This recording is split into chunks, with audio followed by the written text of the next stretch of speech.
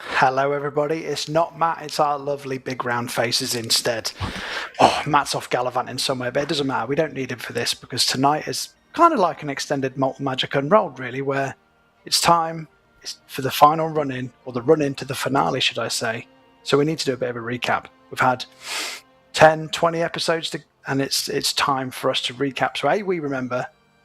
B, Steve knows what he's on about as well, because there's lots of gaps since Steve has joined us, so we need to make sure we're all ready. We've got all the boxes ticked, all the I's dotted, all the T's crossed, all the ducks in a row, whatever metaphor you want to use. We need to make sure we're ready to go and kick some ass and take some names. So let's get this thing rolling.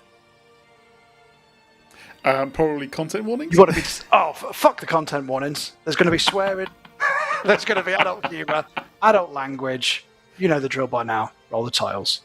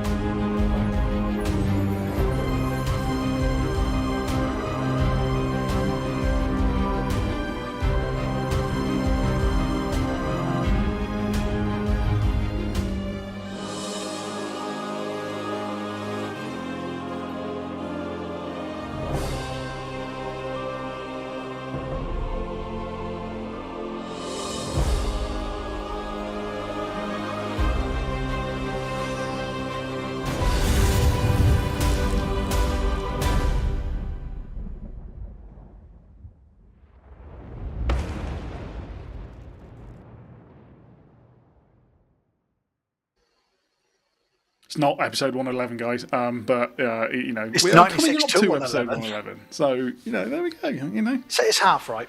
It's more or less there, isn't it?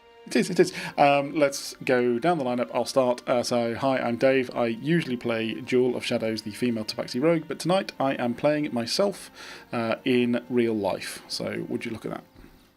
The scariest thing of all is playing yourself in it.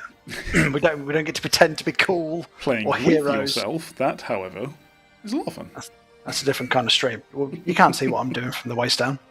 I am Danny, and I usually play Lex, but tonight I'll just be this guy. I'm Steve. I usually play Suri, but like everybody else, I'm not. Amazing. We should do that one time where we try and play each other's characters. Not just like I'll be Jewel, you be Suri, and you be Lex, just to see what happens. And we have to do the voices. Oh my god, that would go terribly wrong. No. But I think not good at that accents. needs to bring us into... so yes, guys, we're going from episode 96 to 111. This hopefully means that if you haven't managed to catch up, but you're enjoying it, then all of the recaps are going to be useful for you. You're going to be able to listen to those and then catch up very quickly. So hopefully this one is going to. So we start with episode 96. Which is the Halls of the Quieted and the Undersea Ziggurat. So that's for anyone that doesn't fully remember or hasn't caught up. We went to the Underdark. And it's not even that long ago, episode-wise. That feels like forever ago, which is a compliment, Steve. It feels like you've been with us for a while now, but actually that was mere weeks ago, technically, wasn't it? I mean, in game time, it's only probably 4 days. Well, no, it probably. Well, yeah, I think we've managed to have a couple of time skips recently, but yeah, actually, you're right. Before those time skips, it was about 4 to 5 days. I swear to God, the real life versus game time dissonance is one of the things that I struggle the most with. Yeah. Because you're like, in your head, you're like, well, I've known these people for months now. And then in game, it's like, I met them yesterday evening. It's just been a busy night. We have done that before in game time where I'm role playing and I'm like, oh, God, I can see you guys' family and all of this shit. And then one of the characters goes like, you've known me 3 weeks. And I was like, oh, yeah, that makes... Actually, when you put it like that, it just sounds mental what I've just said. But yeah, but what also seems crazy, so we was in the Underdark because we was on a mission to get the Abyssal Core, which is one of the Codex pieces, which is to keep the metaphor going. It's essentially we're trying to assemble our own Infinity Gauntlet to take on the Shrouded Lord and save the world. Yeah. So the Abyssal Core was one of the key ones, and our clue was it's essentially under the earth in the mountains. And we met Suri on the way to the mountains, but this mini arc of us in the Underdark, me and Suri actually ended up getting kidnapped. Kidnapped. You could say that because we fell into a magical trap, and we ended up trapped, in jail. then kidnapped. I think is just the right way of putting that one. Yeah. So yeah, you guys managed to escape. We all regrouped, and we're trying to get through those quieted tunnels. So some weird mechanics that we were going up against there, and some very weird creatures. But once we had joined up together, for again anyone who does love the Halo game series, Matt threw in a great one there that basically was some of the enemies that we were going up against were essentially D&D versions of the Flood, which was awesome. That was very nostalgic for me, and if anyone else didn't know, then they didn't really notice at all. But yes, very good fun that, and I think we were in the Dryder's office at one point where we had that big fight with the spider lady, half whatever drow, it was. half spiders. Yeah, fucking nightmare fuel. Absolute nightmare fuel for me, that is. But what I liked is, although like Matt doesn't really, he's not like a TPK type GM. He tries to give us as many lives as we can to not try and kill us off. But at the same it's the time, idea of a good GM, to make it difficult, but not too bad. Yeah, he just sneaks some stuff in. Like, he's always listening, and he's probably listening right now, and he'll use it against us at some point. This was around the time as well we were talking about we need to communicate more during combat. Yes. We're very singular. In real life, you would be talking to each other, you'd be shouting orders, coming up with battle plans on the fly. So then what he does, he puts us in a battlefield where we can't talk because we're essentially in a zone of silence. So we're just trying to implement this as a team, and then nobody can talk or hear anything. I mean, I don't think that we have, particularly come to that way of playing like a Dr. Water necessarily. While Danny chokes on his drink, I think we have, we're growing with that one. We're trying to get that's the way that we do it more. I think we are probably still a little bit too polite and go, it's your turn, but I'm like, I think we should all just be chatting much more in combat.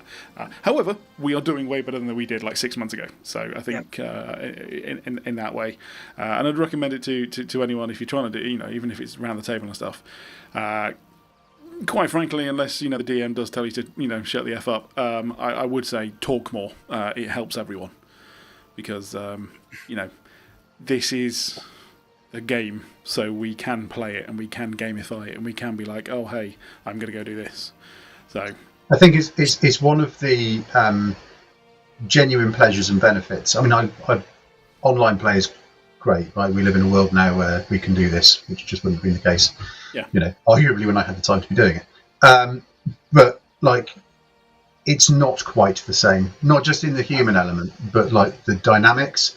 And when I've played in person, I think it's really good because you can sit there while other people are doing things and sort of lean into the person next to you and just kind of quietly be like, well, I was thinking this, shall we, blah, blah, blah. And without disrupting the overall flow, you're able to line it up so that you can then, in character, play out what you've just done as your player plans. Yes. Yeah. Which I think is great, and it is more challenging online. But I agree, and actually, Dave, I think it's a point that when we get to the end of this recap, there's going to be some points from the final episode, because I know we talked about them on our new last week, which do show we've made some progress on that front. Yeah. But I would agree, I think there's... Yeah. Especially we've made progress, and there's more progress to be made, I think is the best way of putting it. Yeah. Especially because we talked about the thing that we also forgot, which is the cinematic specials, which is if you do Dagger Heart, it's almost like a double team type mechanic.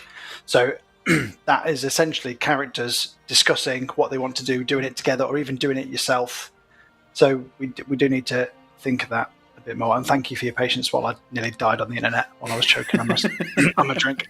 Thanks for coming to my rescue, everyone. But you are right, Steve. The hardest thing, which I think we do quite well considering time lags and talking over each other sometimes aside, is we still bounce off each other even though we're virtually together. but when you're in the room, the level up of bouncing off each other and vibing together and doing it's more tangible. You can see it when we've done videos. When we've done in-person sessions, you can tangibly see the chemistry more. Yeah, totally. I think the 10 candles session you ran was the perfect example of that for me. I mean, I'd say anything the next day, but I was dying on my arse, so probably wasn't quite as engaged as I could have been. But that 10 candles session was everybody in a room, everybody bouncing off of each other. You get the side conversations, you get almost the body language that you can't pick up on here. Yeah. So yeah, but I think I would also add. I mean, I'm like literally late to the party, and I think a lot of these dynamics can be set quite early on when you're starting to understand who your character is and what their relationship to the other characters are and how they work. So it would be interesting to see if at the start of campaign 3 we are able to almost like slip into a slightly new way of engaging and then build on that more successfully than we can by like retrofitting it, if that makes sense.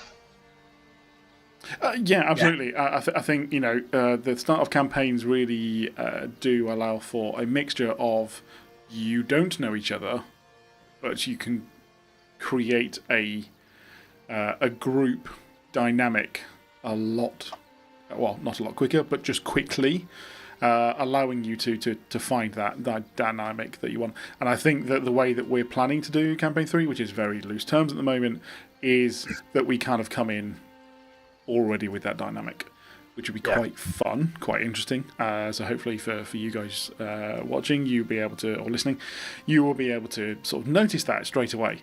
But whilst knowing that we're still at the start of campaign 3, and with some nuances of the fact that of course we're not going to be starting at high level. So it's all going to be fun on that one. We are getting ahead of ourselves. So let's rejoin the recap where we can at least tell people what we were doing. So yes, we were in the quieter tunnels, fighting away. I will come to you, Steve, and ask sort of what it was like actually as your first couple of episodes with us. But if we just describe what was going on, we knew that we needed to get somewhere. We had that vision, and so we were following the vision, and those tunnels then led us out towards the underground lake called the Undersea. It was like a submerged temple type vibe, wasn't it? The submerged temple, like it, yes. Again, it's interesting. If we had more time, maybe we would have wondered whether that was intentionally sunk so that it was hard to get to. But no idea about that one. This is where I come back to you, Steve. This is where you became invaluable, because we were really going to struggle getting to that ziggurat, but you actually came with Suri with some incredible skills that allowed us to get there. Yeah, and do you know what? It was so well aligned. I was sitting there thinking, they're going to think that I've spoken to Matt about this as an upcoming event. But absolutely categorically hadn't. I'd picked a Druid of the Sea because I didn't quite feel like any of the other ones fitted the vibe and they suited the backstory that I'd been kind of like playing around with. And as it happens, that meant that I had a spell list that I didn't really know very well. Never having played a Druid before. And I'd just gone, well, I'm good at hitting things, so I should probably just mostly stack utility spells, which included things like control water, water breathing, all of those sorts of things. So yeah, and it was, because I can remember the fight before that when we were escaping. I just remember Edgius tearing chunks out of the wall in whichever room we were in on the way out. Yes. And thinking, I'm not really pulling my weight here in terms of, Jules doing massive damage, Lex is hurling powerful magic, and Edgius is like literally taking the room apart to create a new room. And then we get out on this shore, and everyone's like, well, how the fuck do we get down there? And I'm like, just give me a minute. And from then on I was like, okay, that's fine. And it was also the point where I thought we were going to get cancelled, because I think someone made a face hugger reference and then I made a joke about getting fingered, and I was like, I'm still quite new. That's what cemented you into the group. It's why you're still here, Steve, quite frankly. I think the audience hopefully also agrees as to why you're still here.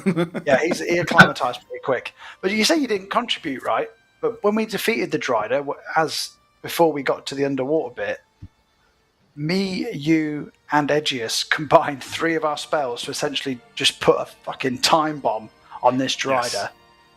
Which I seem to remember Jewel had to run the fuck out of the way, and then you were just going to drop this god-awful magic bomb on there. We did have to hindsight it, because I used Ravages of Time. Edgius used Slow, and you used Maelstrom. But turns out, because she was a drow, she wouldn't have been impacted by Ravages of Time, but Matt went with the rule of cool and let us do it, which was good. Yeah. In other news, I've actually got rid of the Ravages of Time now, because there's no creature that we're going to come up against that I can use it again, because they're all either undead or immortal, so we've had to use that. But what was funny, because I did think you said me and Matt didn't collaborate and make it happen. I did think, has Matt put that obstacle in the way for Suri to be able to shine early to then cement himself with the rest of the group? Because obviously you'd already met me and Jewel before, Lex and Jewel before. But then actually how it transpired is Cavan tried to give it the big one, tried to swim down. Now, was it that one? No, I'm thinking Silas. I'm thinking something different. You didn't save Cavan. You just went, I can breathe underwater. And then Edgius was like, well, I don't need to breathe. And was like, I can just walk under the water as well. And then you were like, I don't want to get wet. I was just going to say, do you know what? It was one of those ones that we spoke about this like before Campaign 2, or certainly at the start of Campaign 2. I think it was while we were building. And it was... having a character that's got a flaw is great. It's actually really fun to bring to the table.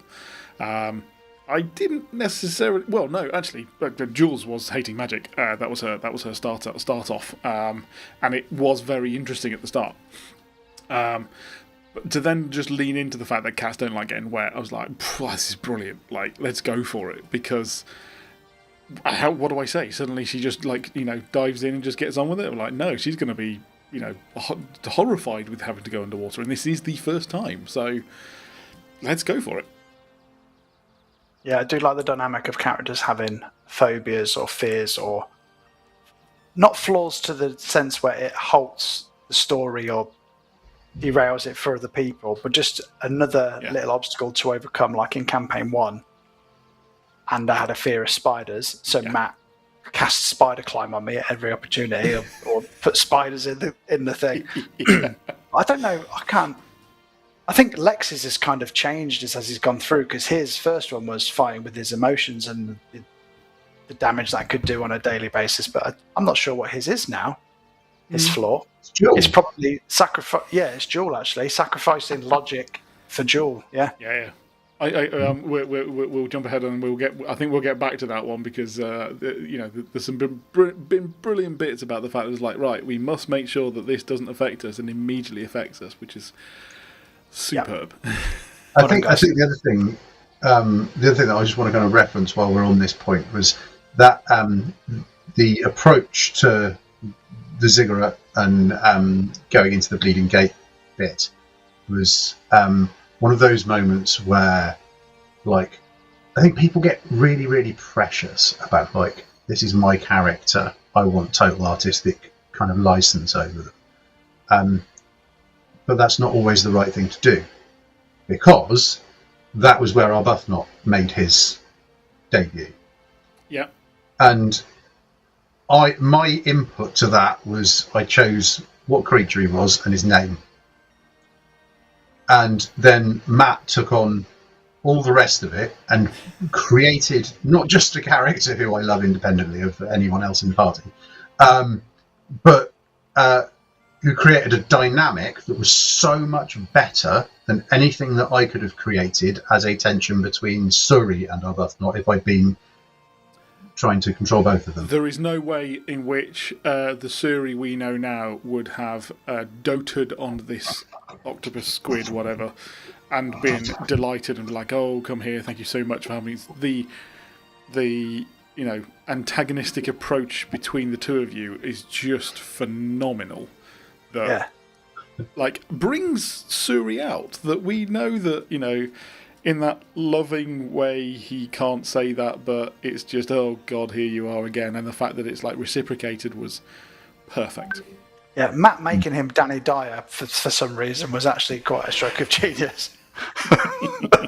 but because this was still at a time when Suri was still very closed off emotionally to us all. Yes. And I like the fact because his criticism of us was mainly we talked too much and we never shut up. So then his companion, Matt makes him the most talkative, back-chatting, sassy motherfucker on the planet, which I thought was a great move. It lines up really well.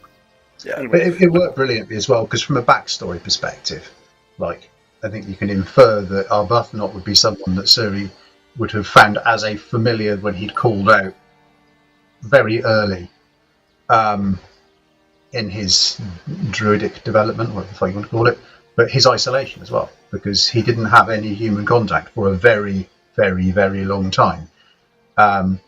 So the fact it's almost a little bit of a Castaway Wilson type situation where there was someone that he could finally talk to, but actually in this case he just found him grossly irritating and has formed this really, really dysfunctional relationship with him. So yeah, no, I just thought it was a really fun way of actually kind of like bringing a lot of that out.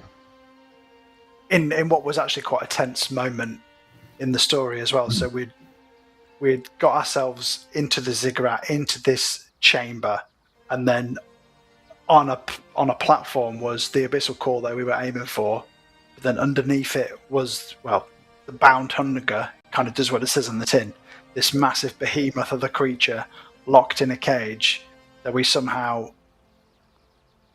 either had to bargain with, keep trapped, free it, whatever we needed to do, but the abyssal core being the main objective. I mean, strategically, we probably could have gone about it in a better way. I think this was the bit where Edgius decided to polymorph into a 30-ton sperm whale to try and just smash everything to bits, and he just ended up killing himself as a whale.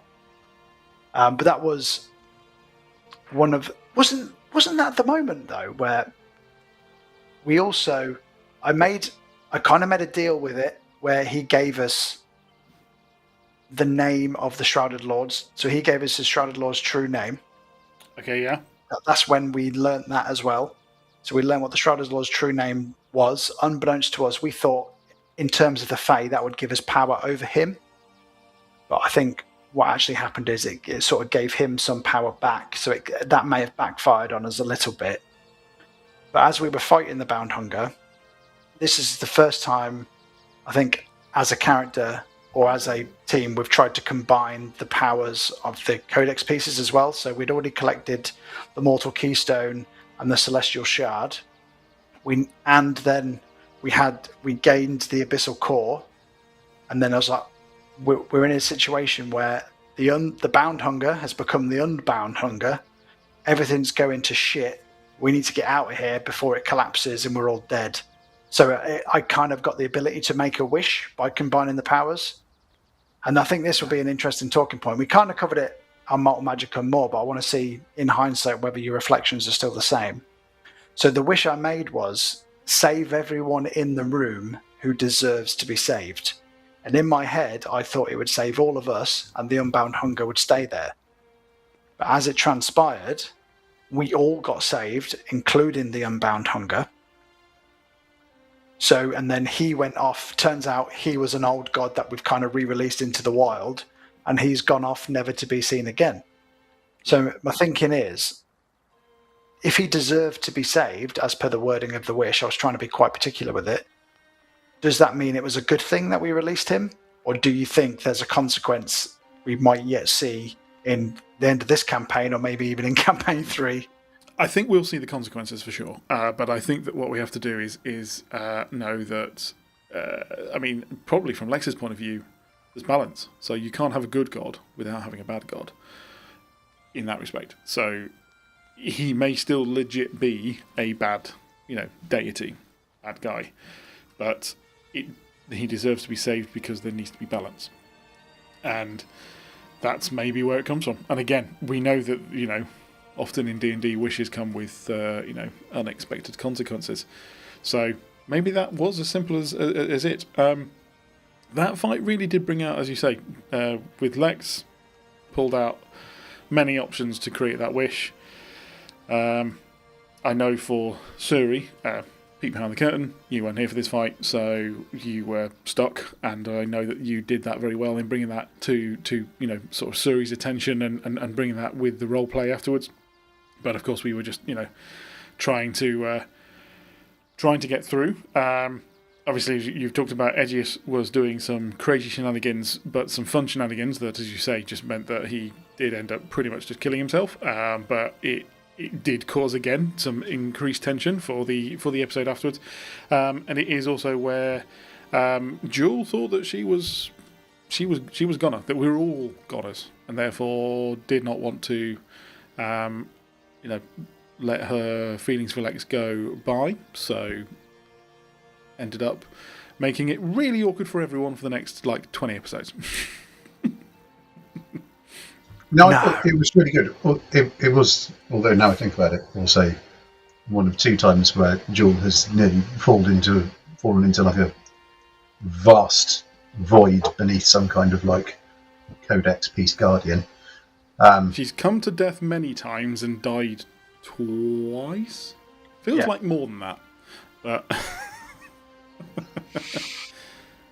yeah, no, it was cool. I thought, and interesting as well because I came back to watch the episode afterwards because I couldn't make it. I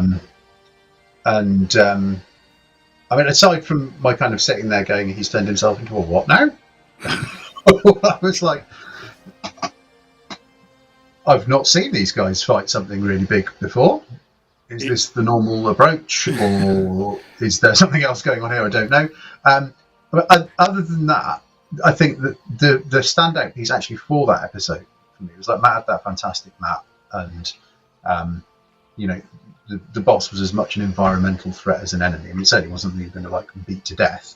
Yeah, and sorry to jump in there, Steve. One of the points that was fun about that one was giving my chance for Jewel to not do anything damage-wise, but to use the terrain, use the map, to be like, right, she can now leg it round and try and grab this, and did. It was great fun. Obviously, we all got there at very similar times, and it was dicey. Lex falling and Edgius falling, and all that was one of the first times I think where we have utilised not just going, we all stand around the big bat and smack it one, and actually completely ignore it, quite frankly, and do what we need to get towards it. So it was good fun. But I think part of what replaced what is otherwise a kind of catharsis of the big thing is dead, that usually is the not always, but often is how you bring closure to a scene like that. I actually thought that the emotional interplay between Jewel and Lex filled that role, because it was a realisation that actually there's something bigger here, and are we now going to turn around and try and batter this thing to death, or are we going to actually do what we now acknowledge we really care about, which is look after each other, and that means getting the fuck out of here. I thought that worked really well, and also meant that there was a cleaner and more consistent transition to the subsequent scenes when we were all on the beach. Because rather than being right, combat was over last session, now we're all on a beach, we need to start it up, you'd already got that flow and that kind of that beat going. So it gave us something to pull straight into that sat around the trying to bring Edgius back. I was going to say that again, if not for bringing Edgius back, that would have been a very different conversation coming out of that fight that Lex and Jewel would have had, and yet that also then eclipsed it with Edgius. Edgius was definitely on a sort of a bit of a suicidal kamikaze run, and pretty much reached his goal on that in respect. He now knows that he is tied, so it has been useful for him to sort of figure that out. But yeah, it was without that we would have had the conversation a lot sooner, which we did in future episodes, which we'll come to. Yeah, and I liked over the course of getting this one and the elemental shard, which we'll come on to in a bit. the fact that, like you were saying, not only have we got the bad guys that we're dealing with, but the environment is a weapon.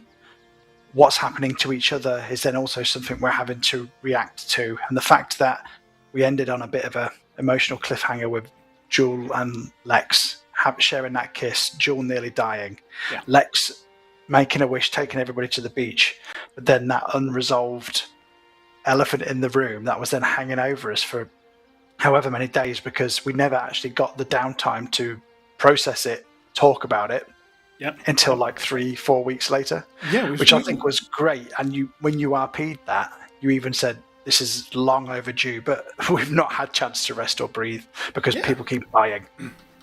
People keep dying. We were straight on to right. Let's go and get the next core, which was like the elemental core, was it? But like we need these pieces. Let's go. Like it made sense then that we were not just going to go. Let's sit down around a campfire and talk about this, or go home, or do anything else like that, because we're like, no. We feel like we are up to a time schedule here. Thankfully, Matt gave us the option, the ability to be able to then time skip later on, which I'm very grateful for. But it would not have worked to have any time before that gone. It felt forced just to wedge it in for the sake of it. Yeah, and you think in real life that would happen, because sometimes when you're watching a movie and it's all life and death, and they suddenly decide to have a heart-to-heart before he jumps off I'm like, you don't have time for this. They have a 3-minute chat during a 10-second countdown of a bomb, and you're like, fuck's sake. Yeah, you have to have time for this. So, what were you going to say? Well, I was just going to say, because we brought Edgius back. Yeah. And I believe this was the episode when I was having the atrocious connectivity issues as well. Could have been. Yes, because you were actually trying to resurrect him. We were like, well, I you was just disconnected. Matt We in know the that you're background doing it. So I was WhatsApping Matt in the background, going, no, "This is what I would say. This is what I would do." But that rolled straight into at the end of that episode for you guys and the start of the following episode for me. The dreams of the Shrouded Lord, and also Cavern's departure. Yes. Yep. All of that happened. Yeah, a lot happened in that. Resurrecting a dead friend, another one left because his wife, he had a vision of his pregnant wife, which he didn't know was pregnant and was in imminent danger. And then what I liked about that was he's had a crow or a raven familiar this whole time. And we've like, right, how are we going to traverse long distances? Turns out when his wife's in trouble, it turns into a fucking giant eagle. Would have been useful at any other point, but no, that's fine. I understand why Matt did it for plot reasons, because Cavern had to go. But what I liked is the symbolism when we was on that beach as well, where as Cavern left, all the Star Touch crystals went into the air, formed the fully formed crystal again, but then split into an extra piece, which then went to Suri. So that symbolism of he's been through this battle trauma with us now. He's now fully part of the group, full inclusion into the PDA. One of us. Now he gets to give out the cards instead of being handed them. Yeah. But Matt is really good at those cutscenes, epilogues, montage type things to kind of really paint the picture cinematically for what's going on. Yeah, and I think narratively as well, because there was two things that happened for Suri there. One was, I think you mentioned it a minute ago, Danny, was him standing around feeling helpless during that fight, due to me being at a gig somewhere, I imagine. Rolling ones and twos. So he felt helpless and realised that he didn't want to feel helpless whilst seeing people that he had started to bond with threatened. And also, it was his first encounter with the Shrouded Lord was in that dream sequence. Oh yes, I remember it fondly. That your response was phenomenal, because it's the first time that you talked to him. That was a great bit of dialogue. Yeah, I remember enjoying that a lot in terms of the dynamic of it. I can remember messaging Matt in the background and said, I'm not talking, like just give me a pause, like a deliberate kind of dramatic slowness to it. which was supposed to be Suri was trying to make sense of, well, what the, like, I've heard about this guy. Who the fuck are you? What are you offering me? It was great because it tied that I've just started making an emotional connection with these people, and you've come along and made me this counter offer. Yeah. So Which way do I go with this? But because Suri is the kind of person that he wasn't going to take unmeasured. Like, I'll take a compromise and see how I feel in 6 months. It was like, I'm either in or I'm out, and actually I'm out, so go and fuck yourself. And I'm sure that I seem to remember calling him a whiny little bitch or something, which can't possibly come back to bite me on the arse at any point, so it'll be fine. But it was quite nice because it was when I felt like Suri could actually start engaging with the party in a way that I kind of want to, but had built a character who wouldn't until he was given cause, and I thought Matt did a really good job in stacking those reasons for him to then start engaging differently. Yeah, trauma bonding. That's what brings D&D parties together there, isn't it? It is. We then move on to, I think, one of the few... but also before that, one of the funniest bits. We land in the plane of water for Suri to get super excited that we're going to be incredibly, he's going to be, again, incredibly helpful here. And then we accidentally do another, minor plane shift immediately out of there into a place where none of us are comfortable. And we spend the next episode or two... 2 or 3 episodes in the plane of air. 2 or 3 episodes really struggling in the plane of air, whereas we would have been absolutely golden in the plane of water thanks to Siri. But yeah, and that's kind of mine and Lex's bad, right? So all I kept thinking was, I just need to get us to the middle point between the planes. I'll try and bastardize one of my own spells and plane shift us to the middle. I actually went too far to the right and ended up in the next plane. But if I'd have actually stopped to think about it logically rather than panic spelling, which is where Lex's logic and emotions play with each other, I acted emotionally, fucked it up. If I'd have acted logically, I would have just thought, actually, we'll be all right here because Suri can sort us out. Yeah. Potentially. So it was the beginning of a sequence of decisions that quite clearly nobody in the party considered at all, because as soon as we got to the plane of air, we yeeted ourselves off of solid ground on a tiny speck of rock without anybody going, can you fly? No. I wonder how far this rock's going to go. Yeah. It's like, how long does telekinesis last? Like a minute or something. Yeah.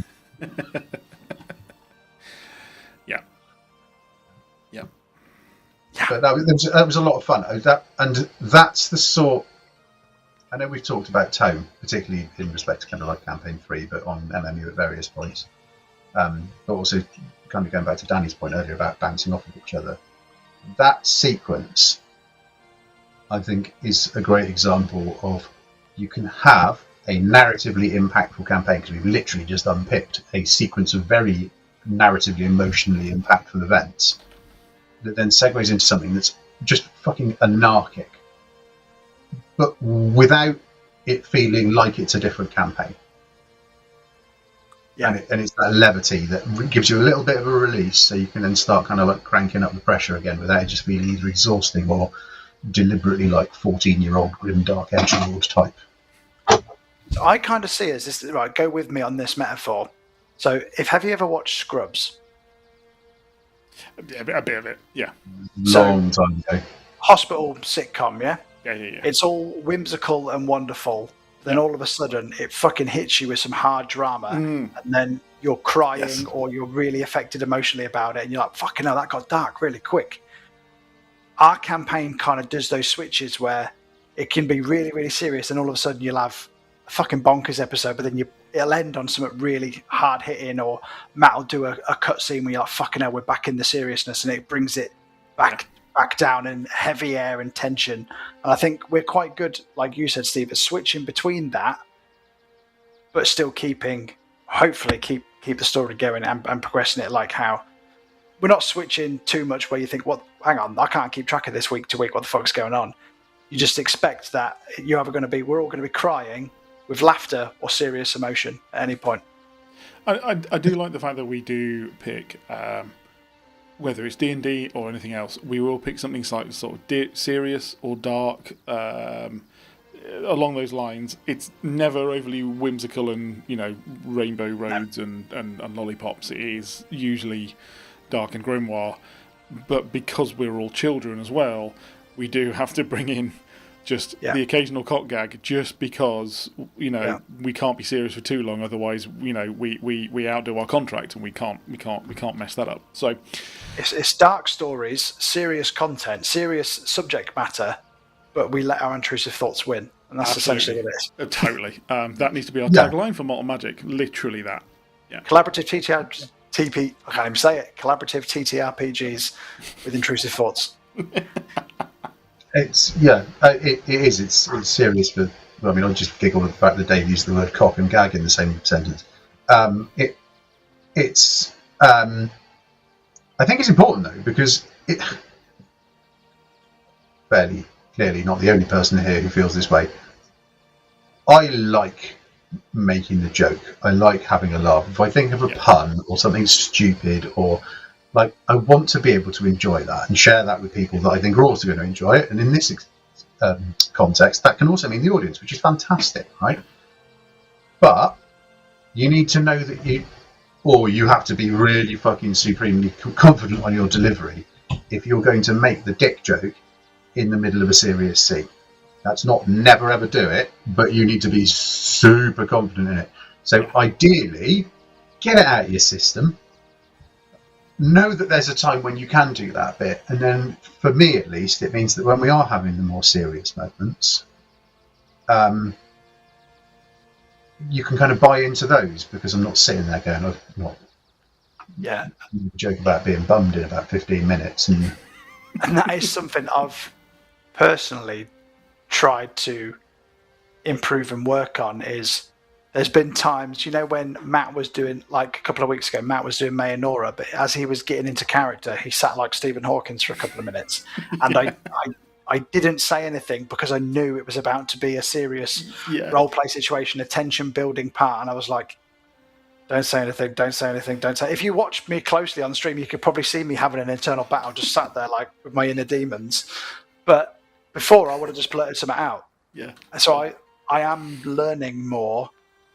Oh, hang on, like Dave's having a serious chat with May and Nora, don't say anything. Sorry, Jules having a serious chat with May and Nora, don't say anything. Or Matt's about to do an epilogue, don't say anything. Yeah. But then sometimes I'm like, no, now's the right time, do it. Mm. Yeah. No, totally. Sorry, Danny, I'm exactly the same. I'm consciously making more like, don't do it now. Partly, some of the campaigns I've played before have been fucking just the Chaos Goblin stuff, which is great fun. But that's not big moving narrative most of the time. So it's learning not to do that. I think also with the idea of running something in the not too distant future, hopefully, which is going to have a different tone, I need to get my head around. Don't make the joke, because you'll destroy the tone for yourself, not just for the audience and everyone else. It's like, let yourself buy into it. Almost, actually. I'm down a brief introspective psychological rabbit hole that I might wish I'd never explored. But I wonder, actually, whether sometimes my instinct to make the joke is an attempt to avoid buying into the more serious emotional bit, and actually I get much more out of it to repress that. That's why I struggle to do the emotional side of the RP. When you get teary, you get emotionally invested. I would always make an awkward joke, because in real life, that's what I do. I deal with serious stuff by doing inappropriate humour, right? Dark humour helps me deal with dark subjects. Yeah. So like when I do that sometimes in campaign. I think I've got better at it, but it's still a work in progress. Like if there's a serious bit of RP coming up, it's hard to lock into it fully without there being a joke at the end of it or something silly said halfway through. So it's. But I think we find again with all of this, like we do put our disclaimers on. For the very reason of the fact that this can get serious and it can get real, and therefore for our viewers' sanity as well as ours, I like the fact that we will often, therefore, throw a stupid gag in after that, just serious moment. Tension, it's a break. chill. Everyone, Danny, you just said it, and I think a lot of us are the same in the fact that we whether it's a loss in the family or it's something that's really bad, or whether you have actually got like into a movie and felt the emotions of while you're watching that movie, you then suddenly just have to make a really stupid answer, or stupid say something stupid afterwards, just to relieve all of that and sort of move on. I know that I've had to, and sort of go, oh, why am I the emotional one in the relationship? Do you know what I mean? Yeah. Like that's the type of fun stuff, just to break that tension and move on. Yep. Yeah. So basically, what we've established is that this is actually therapy, and we're all deeply broken people. 100%. So thank you very much for joining our therapy TED Talk. I have to say, this is really bad of me. I don't know whether I must have been working incredibly hard. I know we did the fight and I remember snippets of it, but getting the elemental seal, I'm a little fuzzy on, which I suppose is why recap's really useful. So we were getting this elemental seal, and I believe it was this massive titan in the middle. Yes, there was like the elemental storm, elemental chaos in the middle when they're swirling around us, and it was kind of like the eye of the storm was all calm. We then went in, and the braces that Suri now has were trapping the world's terror. But it was similar to the Abyssal Core, where we were all trying to get to it and not necessarily fight the world terror. Yeah. We were just trying to get the peace. So you probably don't remember it because it wasn't necessarily a battle. It was an environmental strategy reconnaissance. Jewel again was like, type I'm mission. gonna go get him. As you say, worked last time. Let's just go get it. That didn't go well for her, and she got punted off. Which I think then Lex came to the rescue fairly quickly. And then we ended up back in a situation where again Jewel was like, "Look, all I can do is run here." So not run away, but as in she's quick movement. So she needed to just try and utilise that. Yeah, because if you remember, it was a bit like Fifth Element, where there was the pillars that we had to stabilise to then release the braces to then keep Ithkaran there. So it was there was an earth one, there was a fire one, like a water one, an air one. Jewel and Takami worked on the earth one, and I think Lex was doing a great job with lightning and other bits and bobs. So yes, and I then think Suri did. You were doing druid magic on one of them, weren't you? You were doing the water one, right? I went over to the water one. Do you know, I got really lucky with a crit and absolutely fucking blasted it. Yes. I critted one of the checks. Yeah. And then got really cocky and slapped across the arena. Do you remember the other thing that I remember about this? Was we had gone in having extended and repeated conversations about maybe we need to just stop killing everything that we come across. We should try talking. And the moment we got in there, it was like, right, fucking kill that. Not having any of that at all. Not talking to it, no, kill it now. Yeah. And then Edgius did the fire pillar, didn't he? And then Takami got buried alive, and we forgot to save her at the end. But luckily, she sort of figured it out herself. Yeah, and then the braces, because there was like a gem on each one that lit up every time we'd sealed the thing, and then Edgius dimension door to grab it last minute because Jewel didn't quite get there in time, and then Suri just jammed his arms in them to kind of seal the deal almost. Yeah. That was a cool episode because I liked.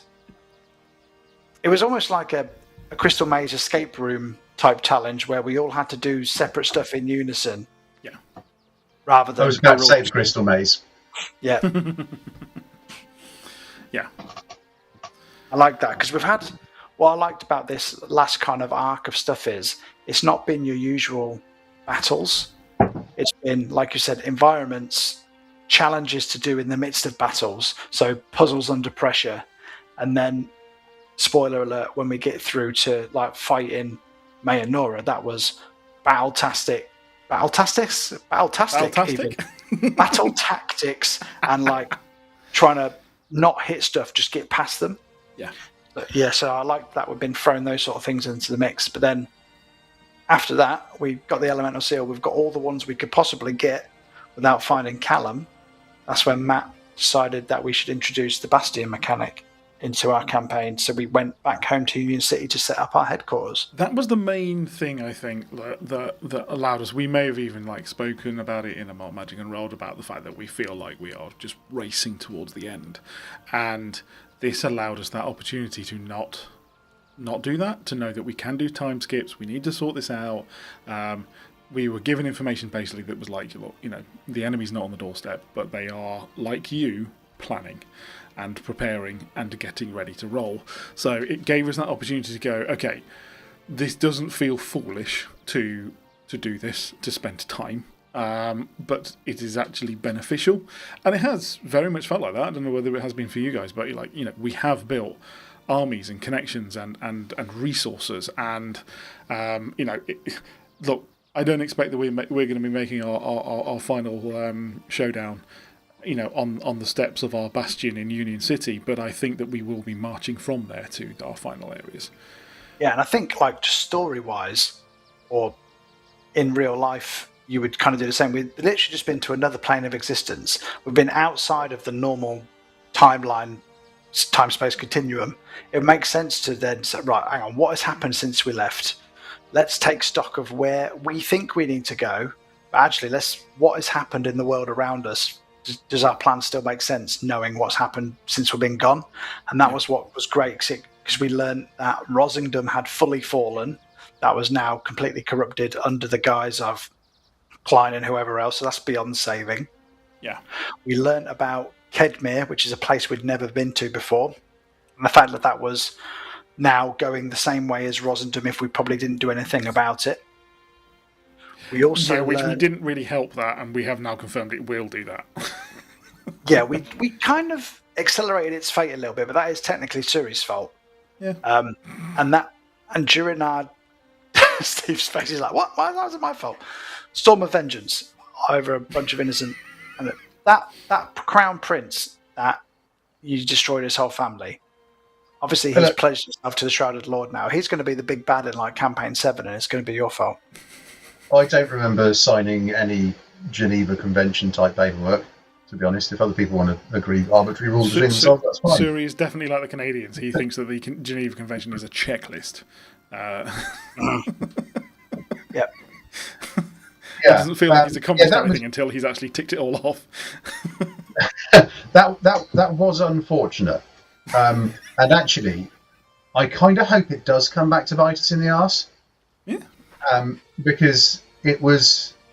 actually, probably kind of raised the fact as well that Lex did cook quite a few of the townsfolk right at the end of the fight as well. But we always gloss over what Lex does. He's a good... we just knew. But that was a kind of a... the one man's freedom fight is another man's terrorist type moment where you go, well, hang on a minute. Do the ends justify the means? Because I kind of thought they did when I undertook the means, but now I'm not entirely sure. So yeah, that was unfortunate. But that was a really good. I know we're probably due for a break in a minute, but would just discussing that combat be a good segue into it, because it feels like a natural kind of jumping off point for the next bit. I think a bigger idea. Let's discuss that one, because that was a very exciting battle that didn't go in any way how I thought it was going to go. What, the Battle of Kedmir? Battle of Kedmir, 100%. So I think Jill started off strong, thinking rooftops are my friend, and they definitely were for her. And some of the attacks that she was able to do were really quite brutal, but also going, don't get anywhere near this woman, which was Leia or We need to set the scene then. So we land in Kedmir, thinking, oh, it's absolutely deserted when we get there. An empty type village, nobody to be seen. An ominous-looking mansion, stately home on the hill where we think... So the reason we went to Kedmir is because we found out that's where Callum is. So we did a scrying spell on the Feywild amulet, because we can't scry on Callum, because he's too powerful to do that. So we scryed on the amulet, found out it was in Kedmir. We thought, right, let's go to Kedmir, kill Callum, get the Feywild amulet. We land in an empty village, and who shows up? Leonora. I always get a name wrong. Leora Windwhisper. Thank you. So one of the Triumvirate, a completely different enemy, Also, an enemy we probably thought was too powerful for us at this time. Turns out we may have been right. And then Hugh Dave's rooftop antics, Jules' rooftop antics. Yeah, to definitely knock her down a couple of pegs, and also, the rest of us were knocking 6 bells out of her. Right until power word kill on Jewel, at which point she not only failed the save and kaplonk, but managed to slide off a roof and was heading for the floor when Callum arrived on scene, which is who we were expecting. Because we were just starting to make inroads on Leora as well. She was bloodied. She was better. If power word kill hadn't worked, I think Jewel would have finished her off. Literally next. He was literally just about to, because Callum had appeared behind me with a knife to my throat. Yeah. He just appeared out of nowhere. And I actually think, although power word kill was bad, it was actually the turning point which made it start to go in our favour in a way, because it brought such a strong reaction out of Lex that he just fucking went nuts and thought, right, I need to end all of this now. And it never entered my brain, not that we had that much time to think about it, that we only want... Well, see, this is the point. This is where that red mist descends. And we go, we want to kill Callum. As you say, Jules' fate suddenly changed it from, we don't need to kill Callum, all we want is the artifact that he has. And your time stop was absolutely golden. Added on, I believe, by some channel points provided on Twitch. Yeah. So, guys, viewers, anything else like that, if you want to get involved, damn, you've got to help, because that made a huge difference. Yeah, you're right. It did narrow Lex's focus somewhat, because I was thinking, right, Callum's here. And even me, I was thinking, right, we need to kill Leora and Callum. And we were struggling. We were beat. We were on our arse a little bit, but then actually, we want to kill Callum because we're petty and we want revenge. But actually, the only reason we need Callum is because he has the Feywild Amulet, which is the next Codex piece. So I thought, right, I'll time stop. I'll save everybody, nick the amulet off him, and get us back. And then I rolled a fucking 1 on the D4, so I don't have enough turns during my time slot to do it. Data comes in clutch, gives me an automatic success using channel points, Wrath Strife nuggets, or whatever they are, and gives me 5 turns in a row, which allows me to grab that, grab Suri, grab you, grab... I think it was Edgius there, or was it just us three? No, it was just the 3 of us. And then teleport us back to our bastion. I mean, that was another thing I was going to say, is like, that would have been, again, a very different fight if Edgius was there, because I think you would not have been able to... Save everybody. And... No, you wouldn't have been able... Yes, he would have wanted to stay. He would have red misted on Callum. I know he wanted to red mist on Klein, but I still feel like he would have just Well, yeah, because going to the Feywild to save Callum's dad is the reason we come across that other Fey lady who stole Edgius' memory of his son. Yeah. So he forgot who his son was for a time because of the Feywild. Because of Callum. Yeah. So technically there's... he hates Climb with a passion, but if there's anyone second on the list, it's Callum because of that. 100%. Yeah. And that was also when we... Oh, fucking hell, what was I going to say? Oh, that was... Yeah, sorry. I had a brain fart and had a stroke halfway through my sentence then. After we left and teleported away... That's when we had the cutscene from Matt, which was fucking amazing, where Callum, she was like, oh, let's do this together, Callum. And he was like, no, fuck you, actually. I'm not here with you or fighting for you. You're just inconsequential. So then he kills her at the end and kind of usurps her and becomes one of the triumvirate now. So actually, Callum leveled up because we didn't kill him, which means the next time we meet him, it's going to be harder for us. It is, but we weren't going to win that fight having taken out Leora and then having to fight Callum. That was never going to happen. We were already struggling. So, without intending it, we did definitely do a tactical retreat. And you intended it, Danny, admittedly, but like I said, for different reasons that didn't feel like they were particularly in our control. Yeah, but it was also a win because we won by stealing and the amulet and then doing a getaway, essentially. So it was kind of, we achieved what we wanted to achieve the main objective. The Brucey bonus we didn't get was killing Callum, but then he killed Leora for us, so Yeah. there's still one less to worry about. Amazing. Well, there we go. That was that fight. There is more that we're going to talk about, but we are going to take a short break so that we can stretch our legs, go get ourselves a drink, go to the loo. So, guys, you do that as well, and we will be back in just a few minutes' time. See you then. Yes, welcome. Thank you for the raid. Hello, all of you raiders. We are going through recap of episodes 93 to 111. So, perfect time for you to come on in. You have missed the first half, so that will be available on VOD or wherever you get your podcast from. It will be available. But yeah, please do join in and ask questions. If you are a follower, a viewer, a listener, ask us some questions. This is the perfect time for us to answer them without us breaking character. So go for it. Bang them in the chat. We did just speak about our latest, our latest fight. I say latest fight. As we were discussing, it was the fight with Callum and Leora, and we did actually accomplish what we went there for mostly. As I say, we did want to kill Callum. We didn't get a chance to do that one, but we did get the codex piece, and that was important. So we then got back, and thankfully, again, due to Suri and some assistance from the Bastion, Jewel is still with us, thank goodness. Mainly because I don't want to make another character this late in the campaign. Could you imagine? You just have to be Takami or something. Yeah, probably. Yeah, I'll be alright with that. Yeah. I think the bit that was Suri was probably most perturbed about was having to use like $1 billion diamond for Revivify instead of one that only costs 300. I mean, literally, the first thing he did as he left the room, having just used the only diamond he had, which was a 5,000 gold piece while needing extort from the bank, the first thing they did was go and speak to one of the staff and say, go and buy me 5 300 gold piece diamonds. Because we're all going to die again. But we didn't even actually, when we talked, before we went to Kidmere, what we did miss out was we set up our bastion over the space of 2 or 3 weeks thinking we'd set up ourselves a stronghold.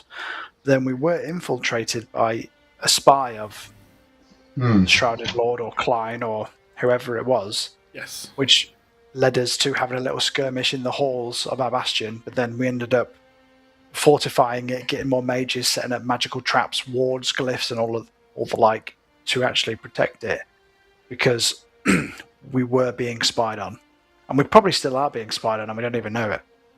There's probably so many double agents, but we've set up a process now to kind of vet everybody properly, CRB check and all of that. Magical versions. But I still do we really trust everybody in our bastion still, do we think? I think what we do need to do is make sure that we can answer that question, if that makes sense. I think that would be good, because what we have to remember is we do have a city of resources really available to us, with money, of course. Yeah, but it's available to us. So why not say we need to ensure? And there's a very good chance we've already done this one, but because we've talking about it, I think it's just good for us to know, like confirming that very answer. Are we certain? It's basically like going, okay, you know, you're high level and you've got access to MI5, MI6. Can you confirm we're not being spied on? That's basically what we need now.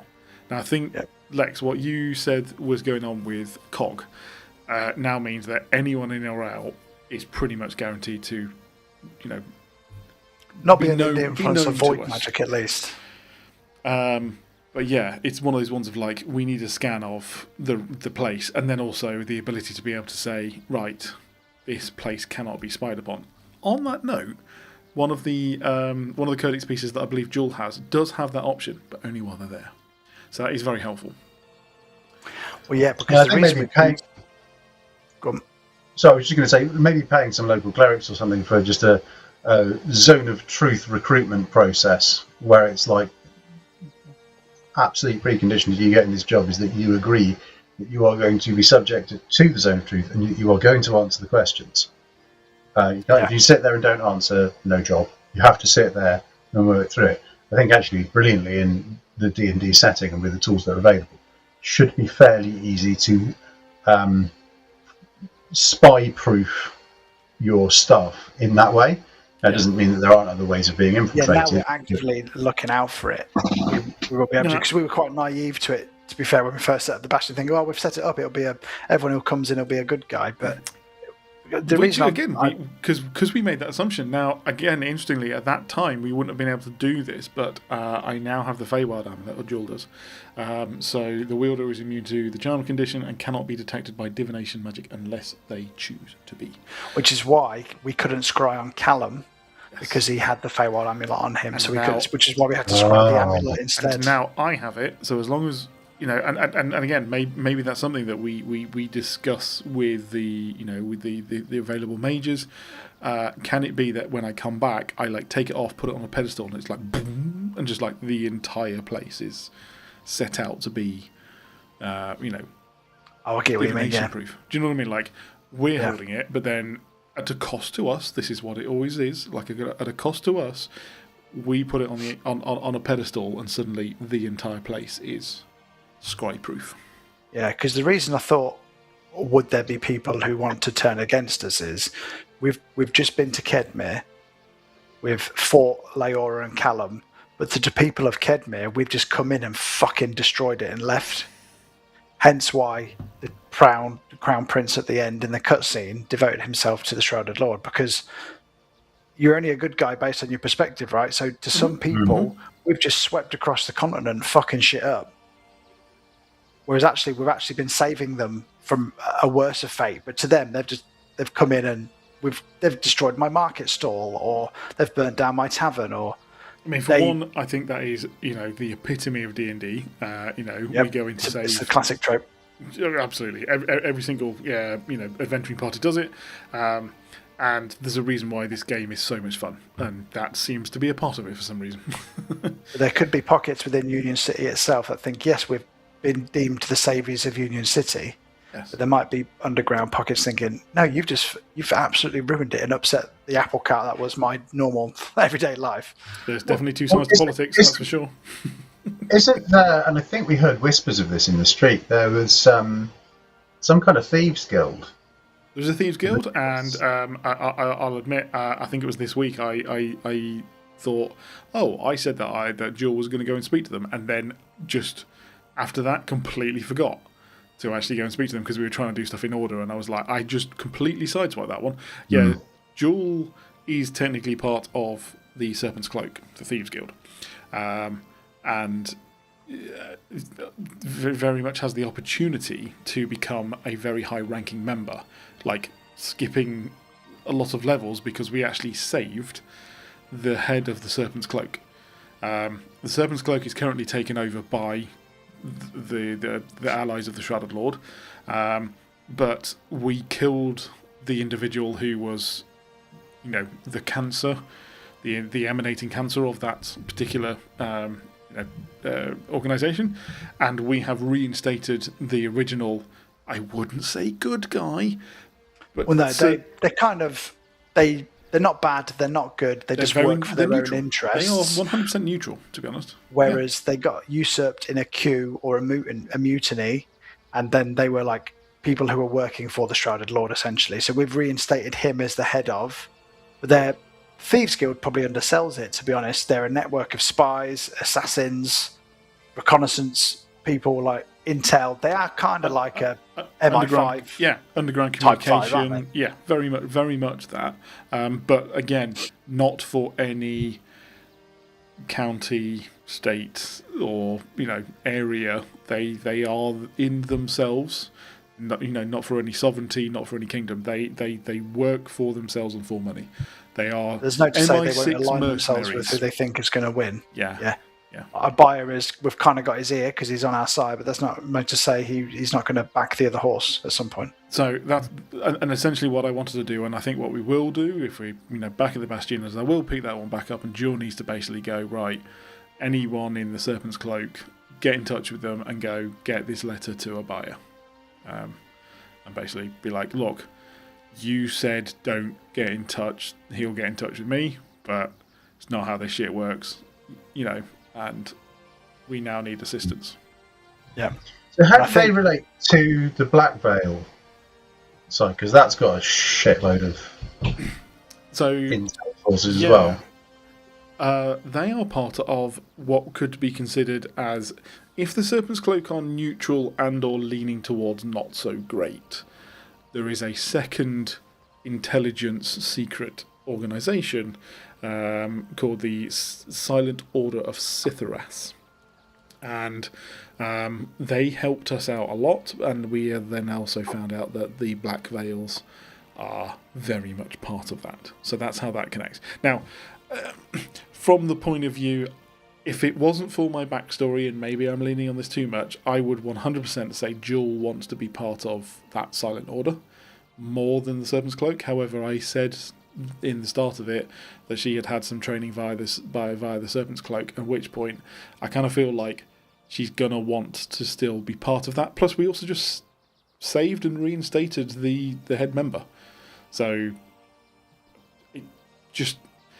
she probably likes and idealises the Silent Order, but really is part of the Serpent's Cloak. Yeah. And I think one of the main things that happened as well after we got back to the Bastion, we've got all of our Codex pieces, is we all had that shared vision, and this is when Matt introduced another tangle for us to unravel, which was the concept of the closer. And the chapters of this book that are essentially made by the Codex pieces. Yeah. Yeah, so literally the Codex writes the story of time, and the closer was the keeper of the Codex. The closer was the person who did the god's dirty work. So if you think of it like in Loki, they were snipping diverging timelines to keep the order that the gods wanted.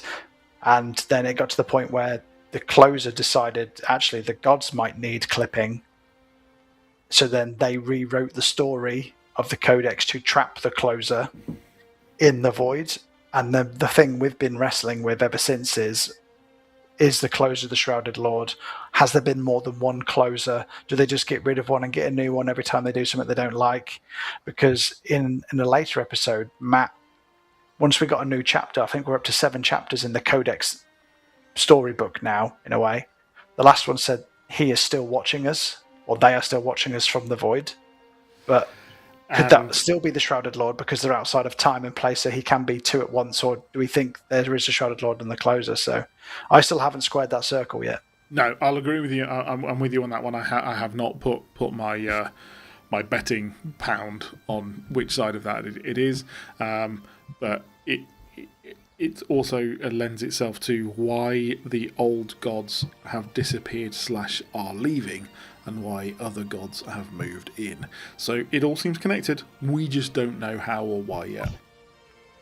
Well, I think the other thing that it does introduce is the kind of moral complexity of, was the closer necessarily wrong in thinking that maybe the old gods needed to be restructured or sidelined? Because it's plausible that he was, and that their reaction to him is driven him insane or made him super determined or something like that. And I think we've probably all agreed a couple of times on MMU. That doesn't change the fact that I think it's probably my favourite line from Guardians of the Galaxy is like, well, why would you want to save the galaxy? Well, I'm one of the idiots that lives there. Like, you might agree with him, but probably not to the point where you're like, just destroy all of existence or subjugate everyone in some vast shadow empire. But it does make you then step back and go, well, firstly, how do I deal with you? And secondly, do I then have to deal with a load of other shit? Because actually, if you're not in the picture and the gods then decide that it's their fucking playground again, is that not just another whole different type of enormous problem that we need to deal with? Like, I think that it definitely promotes a let's understand. And I know so earlier we said this about the elemental chaos, but like actually talking and understanding what's going on, because I think it might have implications for how any kind of epilogue and future world state might play out. Yeah, totally. I think we mentioned, we discussed this, and I think it came out in MMU. So we were talking about what were the the goals, what's the aim, what is driving the Shrouded Lord. And we were saying how in movies, also in real life, no villain thinks they are the bad guy. Okay, they always think they are the one needing to do it. I think a very good one.